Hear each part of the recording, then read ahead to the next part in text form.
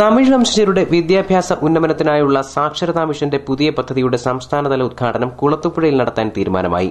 ജില്ലാ panchayat president S ജയമോഹനാണ് ഇക്കാര്യം വ്യക്തമാക്കിയത്. കൊല്ലം ജില്ലയിലെ തമിഴ് വിഭാഗത്തിൽപ്പെട്ടവരെ കൂടി സാക്ഷരരാക്കി മാറ്റുന്നതിന് വേണ്ടിയിട്ടുള്ള പ്രവർത്തനം ഇന്നിപ്പോൾ സാക്ഷരതാ മിഷന്റെ നേതൃത്വത്തിൽ ജില്ലയിൽ ആരംഭിച്ചു വരികയാണ്. അതിൻ്റെ ഒരു സംസ്ഥാനതല ഉദ്ഘാടനം കുളത്തൂപ്പുഴ വെച്ച് നടത്തുന്നതിനാണ് തീരുമാനിച്ചത്. ഇവിടെ ഒരു സംഘാടക സമിതി രൂപീകരിച്ചിട്ടുണ്ട്.